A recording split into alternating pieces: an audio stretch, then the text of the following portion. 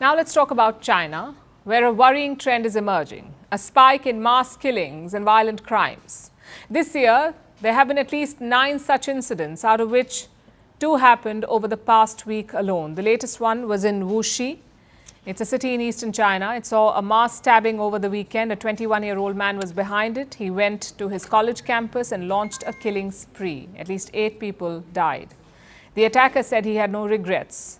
Reports say he confessed to his crimes, and I'm quoting, without any hesitation. Apparently, he did it because he was unhappy. He had failed his exams, he couldn't get his diploma. Somehow he managed to secure an internship, but he was unhappy over his pay. So frustration in his career apparently made him stab and kill 8 people. Now, even as a one-off case, this is disturbing. But this is not a one-off case. It's a trend in China. Economic hardship is driving people to extremes, even violent attacks. Earlier this month, a similar attack happened in Zhuhai. This is in southern China. The attacker was 63 years old, a 63-year-old man called Fan. He drove his car into a sports center and killed at least 35 people. Why did he do it? He said he just had a divorce and he was unhappy over how the assets were split. This was China's worst mass killing in a decade. It left many citizens shocked. It triggered a nationwide conversation. It is very shocking. My husband goes jogging there every night. I called him immediately and found out he wasn't free to go. I felt shocked.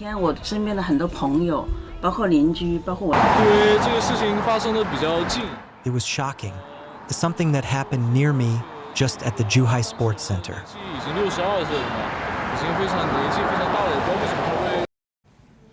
These attacks are signs of growing social unrest. Guess who is watching them closely? Money managers, people who make bets in Chinese markets. They're increasingly looking for more data on protests in China, on incidents of dissent and posts wiped out by Chinese censors. Investors are looking for all these signs. Banks like Morgan Stanley have come up with an index. It tracks data around wage growth, job sentiment, and labor protests. It is an innovative strategy, but it also begs a question. Why are investors taking investment decisions based on protest data? Because this is China, where economic data is either unavailable or unreliable.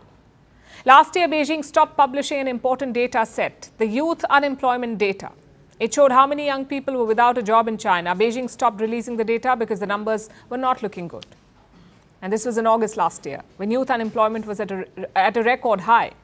Then 5 months later, it resumed releasing the jobs data, but experts are not sure if the numbers can be trusted.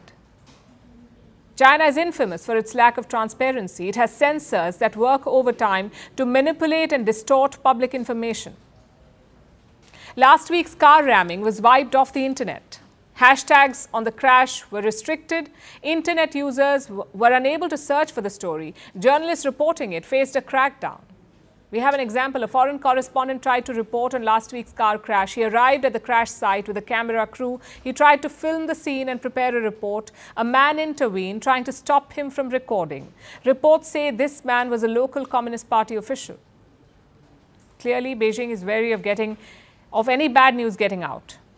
Perhaps it knows that investors are watching all of this for signs of discontent and dissent. Beijing spends a lot of effort in cooking data, blocking bad news and amplifying positive headlines. But despite all such efforts, it seems to be losing control of the larger narrative, and the tension is exploding in the worst forms, with people turning on each other.